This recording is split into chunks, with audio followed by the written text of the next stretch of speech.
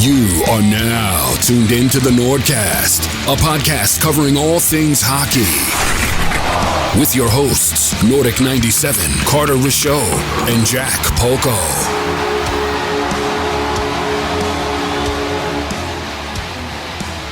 Boy, does it feel good to be golden. Shout out to Hamilton, who always makes our intros here. He did a great job in that intro. It's our second time using it, but it feels good to be golden. Welcome, everyone, to another episode of the NordCast. Here today, it is just me and Jack, the two U.S. guys here. So you're going to hear a lot of glazing from the United States in this video. Jack, how we feeling? I'm feeling golden and glazing, rightfully so. Hell yeah. All right. So we got a couple of things to discuss here. It's going to be a lot of just gold medal-based topics that we're going to talk about here today. I want to break down the game itself. We're going to go through the Olympic awards as well. We'll do that later on. But I want to break down the game itself, the gold medal game between the United States and Canada. And I'm not going to lie to you, this is one of the greatest games I've ever seen in my lifetime. It was so incredible. Matt Boldy opens up the scoring in that first period, splits the D, plays really well. He got around, I would say, the best pairing in the National Hockey League. Like, the fact that he was able to split through that and get a goal in the gold medal game was absolutely nuts. I don't blame that goal on Bennington whatsoever. I think, again, like, you look at that goal, why are you letting him come right through both of you? It's pretty unacceptable. And then the United States led 1-0 after one. The shots were 8 apiece. It was a pretty good first period for both sides.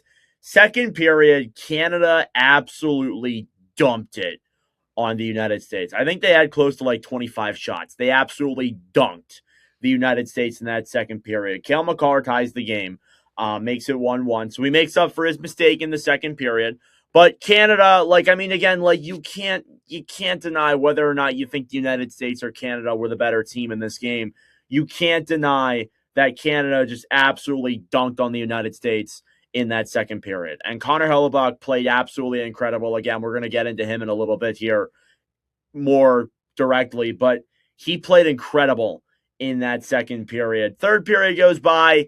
There was, a couple of good chances for both sides. There was that 5-on-3 power play for Canada that was in the second period, and a lot of people have brought that up in my comment section saying, oh, how come the U.S. converted but Canada didn't? The U.S. didn't convert on their power plays. Like, why are we acting like the United States cut everything off?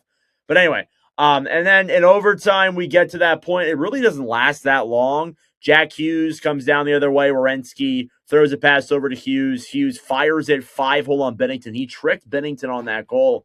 I think Bennington thought he was going to go top corner, so he kind of opened up his 5-hole a little bit. Hughes fired at 5-hole, and he won the goal for the United States. It's wild. Jack, just kind of take me through your thoughts through the entire game and, your reaction to the golden goal. I saw you called it, actually, in a group chat. You predicted it was going to be Hughes. Yeah, we all put our OT winners, and I said Hughes. I don't know, I just had a feeling, and I didn't know he was the one who scored it until a good, 3 minutes after, just because we were all going crazy. We had 8 guys over in my apartment. They all stayed the night, and we were out pretty late. We were out pretty late the night before, and we all got up for the game. So we watched it all together. And but yeah, I called it. One thing you didn't touch on was that McKinnon chance. Wide open net. I think every Canadian was seeing that in their nightmares that night. Man, that's just brutal. And Carter's probably glad he's not here because he probably doesn't want to hear about that again. But, man, that's just crazy. Probably the second best player in the world missing a net like that. It's just crazy. Yeah, Carter's not here, not because he didn't want to come and talk about the Olympics. I think he has work or something going on. But, he would not be thrilled to discuss that. Yeah, the Nathan McKinnon chance is really highlighted. And again, that's happened before where a player like that will miss the net. I swear to God, though, probably the second best player in the entire world misses that net.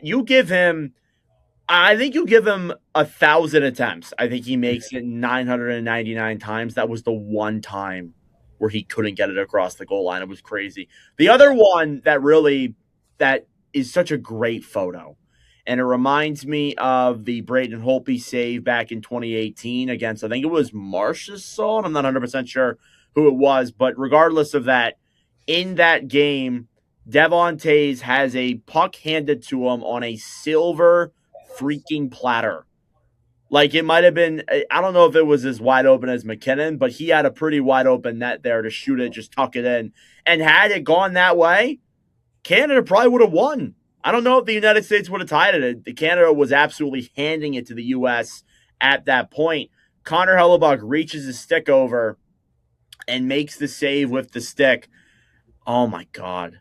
Like, I was appalled on my stream. I was like, how on earth did that stay out of the net? Absolutely crazy. That was at like the beginning of the third period, right? If I recall. I think that was in the third. The McKinnon one was in the second, I believe. Yeah, that was second. I think the Taves chance was beginning of the third period. Yeah. So, like, again, like, the fact that, and this is what I love about this sport and generally just sports in general, like, it really is like a game of inches. Like, if it goes even an inch the other way, it'd be 2-1 Canada. If it went an inch the other way, again, like, it's phenomenal how sports are in that and how crazy luck you have to make a save like that. Yeah. Absolutely nuts from Connor Hellebuck, who played phenomenal. Again, like, we'll get into the Jack Hughes thing and all that.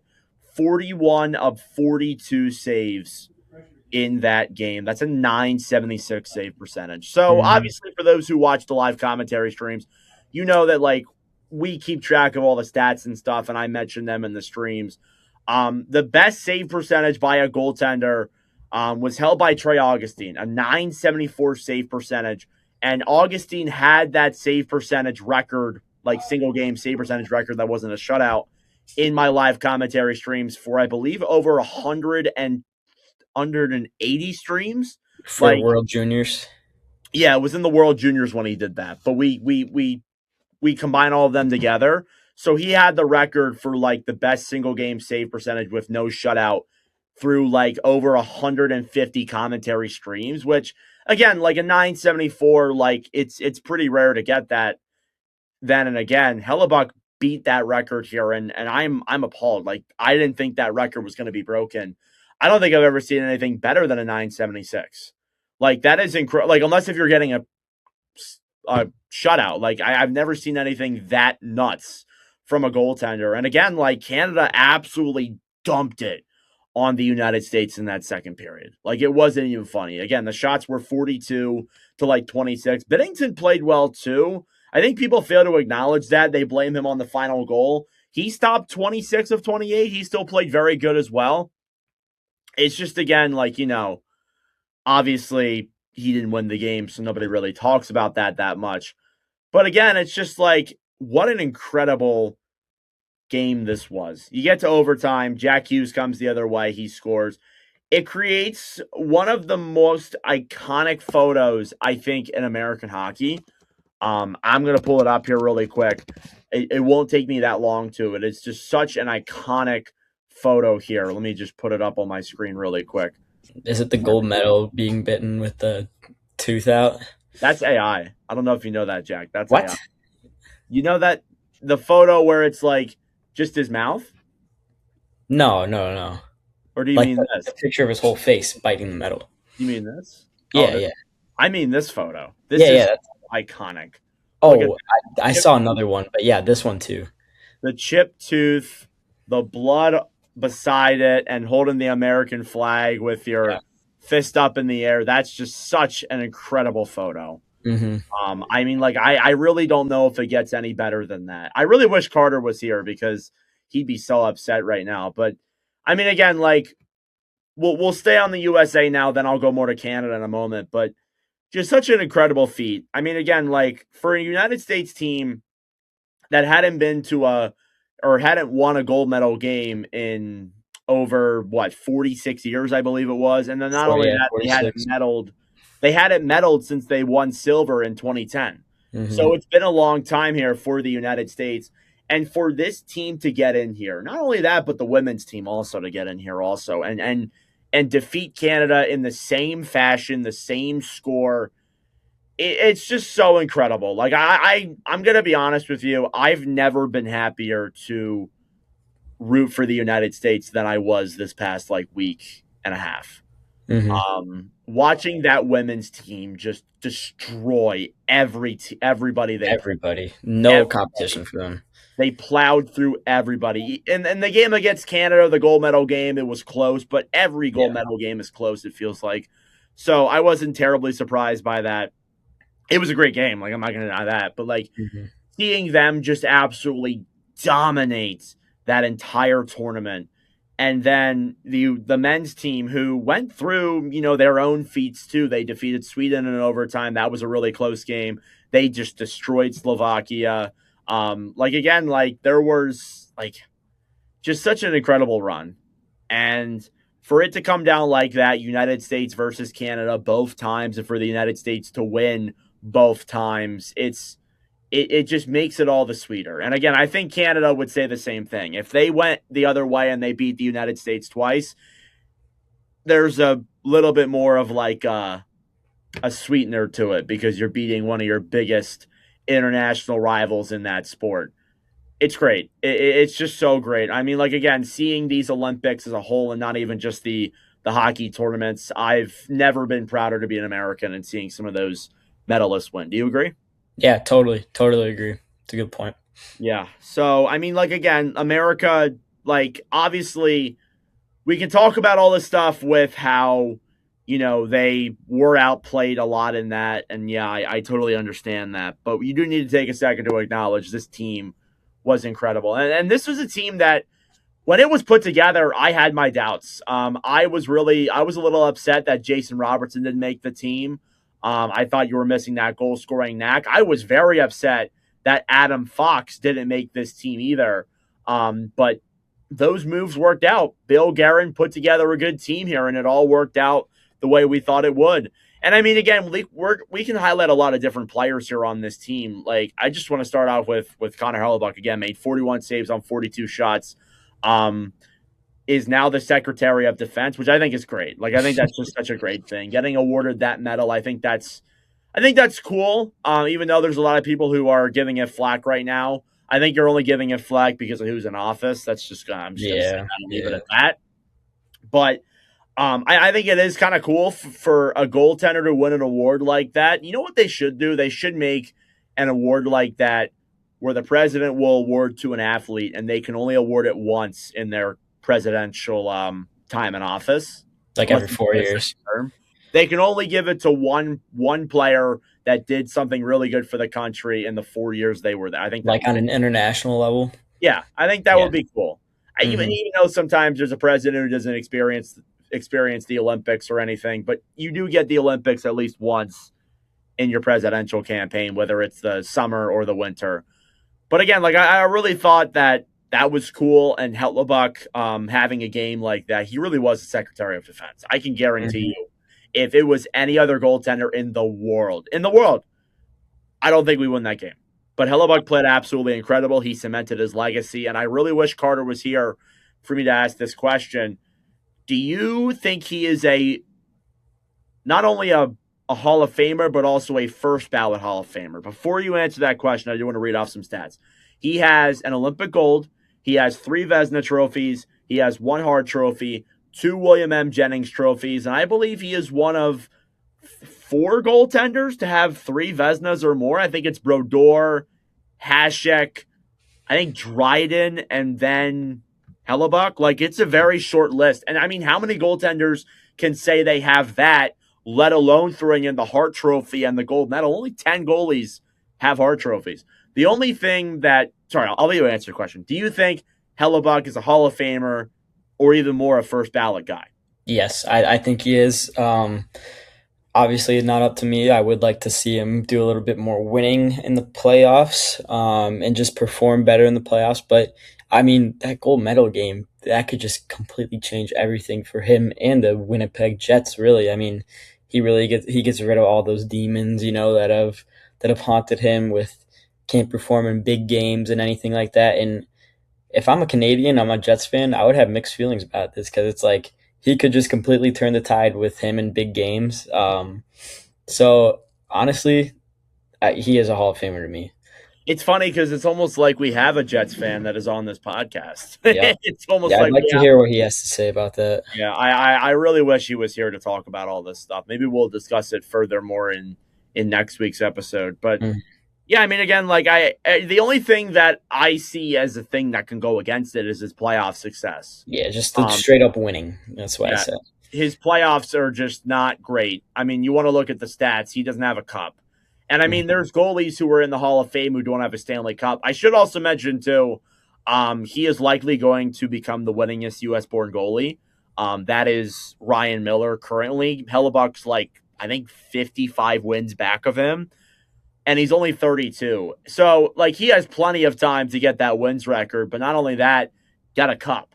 I don't know if he gets it in Winnipeg. I feel like the Jets, just like I view them as a not very huge contender, especially right now. But that can change. We'll see what happens there with that, obviously. I don't want to discredit Carter there even further and say that the Jets aren't a contender, but I have a lot of hope there with Hellebuck. I think he is a Hall of Famer at the very least. Like, there's very few goaltenders that can say those things that I just said Hellebuck has. First ballot, we'll see. Again, if he gets a cup, or even if he gets another Vezina, like I think you gotta. But again, there's a thing you can talk about there. What about the Hughes brothers? I mean, we can talk about, how Sidney Crosby wasn't in the game for Team Canada. The reverse psychology I've been using to that is that we didn't have Quinn Hughes in the Four Nations final. The United States did not have Quinn Hughes in the final. I'm not trying to discredit Crosby, but both would have made big impacts. I don't think that's a great excuse, in my opinion. I know Crosby probably would have is better than Hughes and all that and whatever, but I don't think it's a great excuse to use. I just want to put that out there before we get into Canada. But you talk about Quinn Hughes. Had the overtime winner against Sweden, had 8 points the entire tournament, a goal, 7 assists. He assisted on the not the overtime goal, but the first goal for Boldy in the gold medal game. I thought as well he played a massive factor in the defensive side of the game. I think what gets missed is that defense for the United States played phenomenal in that game. Werenski, Quinn Hughes, McAvoy, who was also not in the Four Nations face-off, and I think it was like Hanifin, Sanderson, all that. Like, you had all those guys. They played a phenomenal defensive game. Even though they allowed 42 shots, they still played a great defensive game. They made a lot of big blocks and big saves also. That should not get missed. Jack Hughes had a pretty bad Four Nations face-off last year. I'm not even sure he registered a point. And again, no, I don't think he did. He was on the ice. I'll read off his stats. He had 1 assist in the 4 games played. Okay, yeah, he looked brutal last year during that. We also forget he was on the ice for the overtime goal for McDavid. Yeah. And was not in position per se. And then in the Olympics this year, 6 games played, 4 goals, 3 assists, 7 points. Gave a really good speech about how he did it for the country. He loves America. Like, I really love that. I again, like, going from a pretty bad Four Nations face-off last year to just a phenomenal Olympic Games this year, it was surreal to see. And I mean, the Hughes brothers played a massive factor in this game. And I mean, again, the Kachuk brothers did also, but I thought the Hughes brothers were a much more deciding factor than the Kachuk brothers. Yeah, no, I agree. But yeah, going back to last year, I was a huge critic of Hughes in the Four Nations, and I mean him and Quinn both getting the 2 overtime goals, just insane. Like, that family's got to be on top of the world right now, and I'm sure they are. But yeah, I thought Quinn Hughes honestly was the best player on Team USA. Just what he was doing on the power play, just his skating. Like, I had never watched like Quinn Hughes as a fan, because he's not in the Blackhawks, so why would I cheer for him? So cheering for him was a lot of fun, and he's just a threat every time he has the puck. That overtime goal against Sweden was nasty. The way he can just stop in place and then just turn around. Like, I can't even ice skate. So how do you even do that? Like, yeah. So, yeah, I agree with you. So the United States, I look at their roster in terms of offense. Like, you can list off a lot of really good players on the United States and Canada. but there's not really one that like separates itself from everybody else, at least on the forward core, in my opinion. Like you have McDavid, you have Celebrini, you have McKinnon, and then there's a gap. Maybe it's Eichel. Maybe if I'm forgetting somebody, it's Kachuk. Maybe it's Hughes. But like I think Quinn Hughes was by far the best player in this tournament for the United States. Yeah, he led them in points. He played phenomenal defense. And again, like I will stand by this. Like I mean, I don't think we would have won the. I don't know if we would have won the final if we had Quinn Hughes in the Four Nations, but I think it would have been a different game. Yeah, oh yeah, Like, it would have. Having a big difference maker like that on the back end plays with him quarterbacking the power play, it makes that much of a difference. So yeah, it makes a big difference. And I mean, again, like I'm not trying to say that without Quinn Hughes we would have won or with Quinn Hughes we would have won, because again, it's the same argument as Crosby. I don't think it's a good argument, but he played a huge factor in this, and that is why he was traded for so much from Minnesota. And like again, like even as you said, like a lot of people, you just see how Quinn Hughes is. You hear about it, but you never get to really see it unless you watch all the games for Minnesota and all that and Vancouver. But you got to watch that here. You got to see how good of a defenseman he is. It was incredible. It was incredible how well he played. It was phenomenal. Yeah. So the Hughes brothers were really good there too. I mean, again, like I highlighted that entire United States blue line. That was phenomenal also. I was a really big fan of a guy like Boldy also. And not only that too, Austin Matthews. I mean, again, like Austin Matthews before this was criticized for not being a winner and all that, but he's finally won now on a bigger stage, on a bigger level. Obviously having never won a gold medal in the United States in the World Juniors or anything like that, never winning anything with the Maple Leafs, didn't win in the Four Nations, and now he comes here to the Olympic Games. Obviously, he didn't have a point or anything in the gold medal game, but I thought he still played well, had the same stat line as Jack Hughes, 7 points in 6 games played. He's a winner, and I'm saying that like he has won, he has proven it. He is a winner. And I mean, again, like, yeah, he lost the Four Nations, whatever. He was the captain for that. And obviously all those years with Toronto were a struggle and, not performing in the playoffs. But he proved it here. He is a winner. And even again, like, I know, like, he wasn't the only player who did all that, but he's a winner. And I'm just going to say that right here, right now. Do you agree? Yeah, I agree. And even adding on to that, I think he's been dealing with an injury the whole year. He definitely has not looked the same as he was. Like, I'm gonna say in his prime. I don't think he's in his prime. I don't think he's in his prime. At least, like, he could obviously get back to that. He's still young, but I mean, he's not even close to what he was 2-3 years ago. And yeah. But going back to what you said when you said like Team USA didn't really have that guy like as a forward, like Canada has Celebrini, McKinnon, McDavid, and then I'll even throw Makar in there. Those 4 guys would be the best player on Team USA. So, yeah. I felt like the United States had a lot more, not depth, but they had a lot more guys who were playing on the same. I think they had more depth. I think we had more depth, to be honest. We'll get into Canada, and there were a lot of players on Canada who I was very upset with the way they performed. But no, you shouldn't have been upset with that. I mean, as a non-Canadian guy, as a journalist perspective. I mean, is there anything else you want to talk about with Canada? I mean, again, I did like Tage Thompson, or not Canada, United States. I like Tage Thompson. I'll say Thompson. Oh yeah, that one backhand goal he had against, I think it was Latvia. Oh, that was nasty. So I mean, again, like that was a guy who didn't get to play in the Four Nations, decided let's go to the World Championships, won the World Championships. I believe he scored the OT winner in that game, actually. He did, yeah. To win the World Championships last year.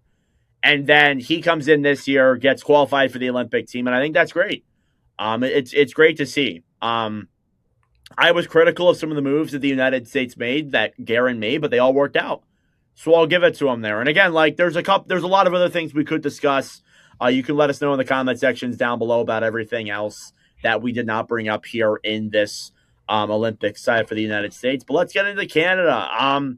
Canada, I mean, like, again, like, they played better than the U.S. Were they the better team? I don't know. You can decide that yourself, but they play better than the U.S. Like, you really Such can't an tell me otherwise. interesting topic, especially with McKinnon's comments. It's just, Yeah. I don't know, man. So for those who don't know, McKinnon said you be the judge on who was the better team today. I mean, again, like a lot of people, like I came out in a TikTok initially and I said that Canada was the better team.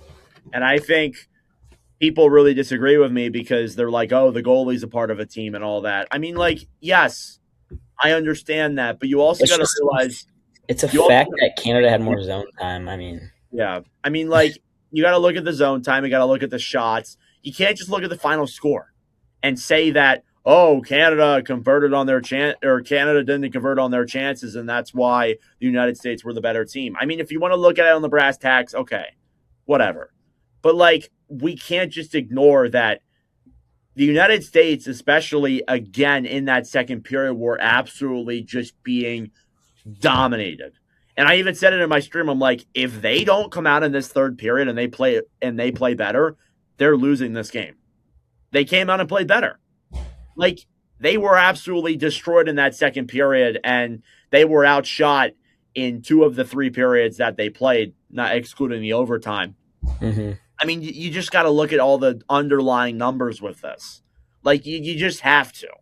And again, like, I'm going to say this, and a lot of people are going to be upset about it. The better team doesn't always win, and that's what Canada has been trying to put across here. But you know what's really made me upset about this win? Not only the political stuff. We're not going to get into that. That's the worst part. I hate that it's being dragged in as a political stunt and all that, and the political distraction. I hate the people who have come in and are, like, very happy with the U.S. winning, who clearly don't watch hockey and try to act like they do watch hockey. I am all for growing the game, but there are a lot of people who have come in here the last couple of weeks and have just, like, acted like they've been watching hockey for, like, 10 years for their entire life. Get a grip. Like, listen, there are basics of the game that you may know, but you don't watch enough to have an opinion, to have that big of an opinion. Oh, yeah, that's true.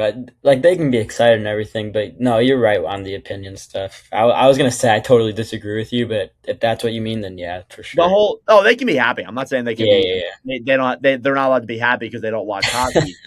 I'm saying the whole narrative and the whole thing that political accounts are taking out of this and saying that, like, oh, we took your game and all this.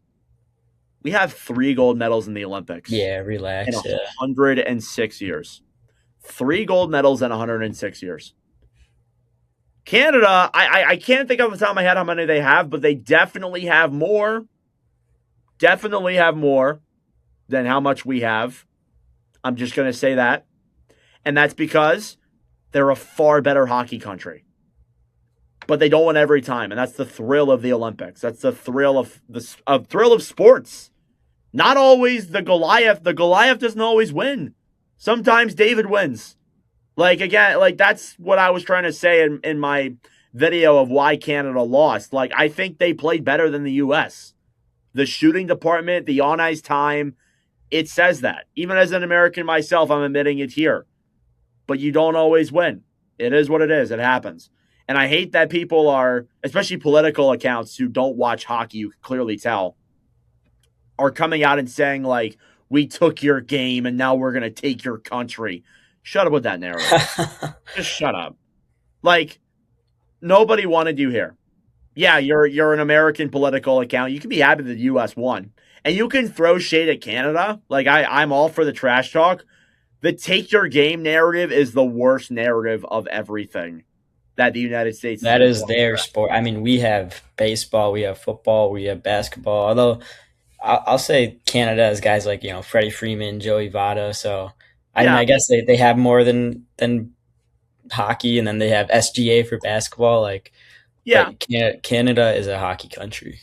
Yeah, I mean, they have really good, like, players who come out of different countries, but so does every country. Like, every country has, like, a big star that has come out of it, at least, as far as I know. Maybe not some of the smaller countries. But regardless, like, hockey really grew from Canada. The NHL grew from Canada. Canada has produced better players. Like, I mean, that's just a cold, hard fact. The NHL, or not the NHL, well, yeah, I guess. America has gotten a lot better with it. They've constructed a lot more better players over the years. But, I mean, again, like you look at the NHL draft the last 5 years. 2025, Matthew Schaefer. Where is he from? Canada. 2024, Macklin Celebrini. Where is he from? Canada. 2023, Connor Bedard. Where is he from? Canada. 22 is Slavkovsky, obviously, but, there's always an outlier there. 2021, Owen Power. Canada. I think he's from Canada, right? I'm pretty sure. Anyway, Wait, is Owen Powers from Canada, right? Why am I blanking on that? Yeah, he is. Okay. So here's what I don't understand is the people who say, "Oh, we took our game." You clearly don't watch the game. You clearly don't. And again, the United States won, and you can say, yeah, they're the better team. Okay. Canada again has produced far better players than what we have produced. And I'm not throwing any shade at what we've done and the players that we have, but it's the cold hard truth. And I know Carter would be saying the exact same thing if he was here also. I just want to put that out there. Anyway, guys who were very disappointing for me for Canada. I was not a big fan of them replacing Braden Point with Sam Bennett. Here is my thing with Sam Bennett. Bennett only works in Florida's system. He only works with Florida. In the United States, or not the United States, in the Olympics, maybe against the United States, but in the Olympics, I don't think he was good. I don't even know if he had really that many points. I can look that up. He took a lot of really bad penalties. Yeah. And I thought he definitely had some just because they had 10 goals against France or whatever, so he definitely chipped in on some of those there. But probably. But I know he's a Conn Smythe winner, and I know that what he does with Florida is great. But I even said this when he signed that big contract with Florida in June. We probably said it on the podcast. I said that Bennett only works in Florida's system, which is why he needs to stay in Florida. And that's why he did stay in Florida. Anything else would be ridiculous. I'm just going to be honest with you. I also wasn't a huge fan of guys like Brad Marchand. I didn't think he played well in this tournament. There were a couple of guys who were okay. I liked Wilson. I thought Wilson was a good physical presence, but you didn't need two of them. Hence, Sam Bennett. And I think if you went with a guy like Wyatt Johnston instead, imagine what that power play could do furthermore. I don't get it. Again, Bennett, I like Bennett, don't get me wrong, but he was the wrong pick. Yeah. I'm going to be outright honest with you. There were a lot of people who were upset over Shea Theodore also, and I totally understand that sentiment.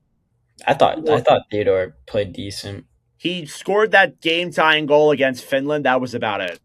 Yeah, that's what I was kind of getting from Canadians. I thought Binnington was good. I mean, I'm done downing Binnington. Yeah, his numbers in the NHL aren't great, but he's always shown up in those big moments. Double IHF is so different. When guys put on their international sweater, it's so different. It's crazy. Even though he didn't win the game. And I think you can look at the goal and be like, why did he lift up his goal there or lift up his leg to let the 5-hole open? Whatever.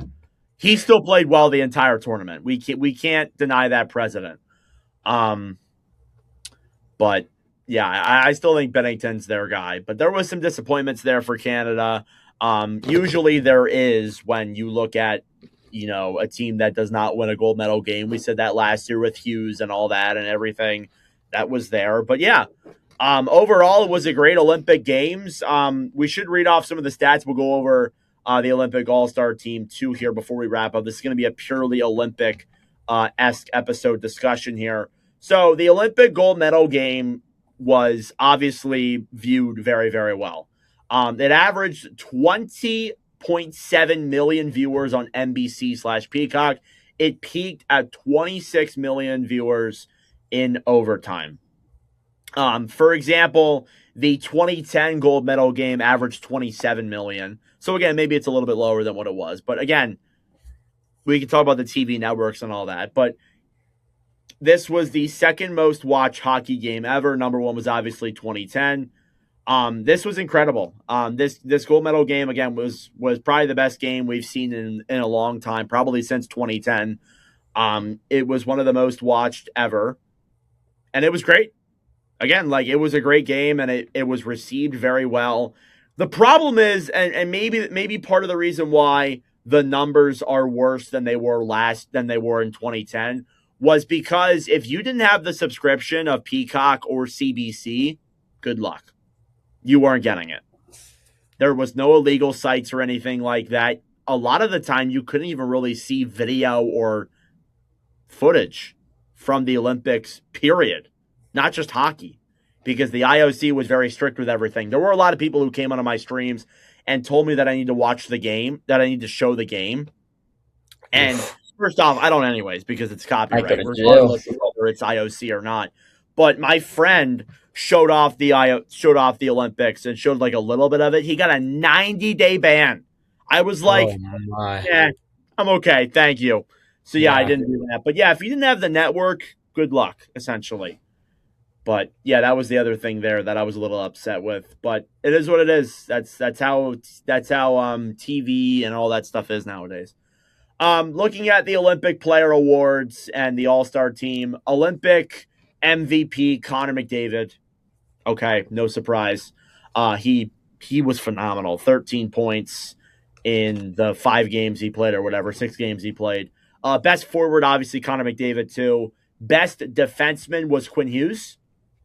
So Hughes, we praised him very highly earlier. And then best goaltender was Connor Hellebuyck. No surprise. Olympic All-Star team. So, Jack, I'm going to read off this team, and then you give me your thoughts. And then we'll also do our own teams, too. Macklin Celebrini, Connor McDavid, Uri Slavkovsky, Quinn Hughes, Cale Makar, Connor Hellebuyck. I think that's pretty much what I would do. Perfect. So, if you were to make a team right now, would that be the team you would put on? I think so. Yeah, I mean, like, it's pretty consensus. I mean, I'm trying to think, like, is there really any other guy that could get in there? I don't know. How many points did Werenski have?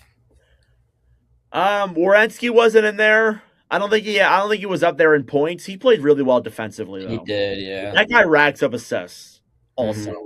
He had an assist on the overtime goal. Might have put him over Makar. I don't think so, but no, maybe. No.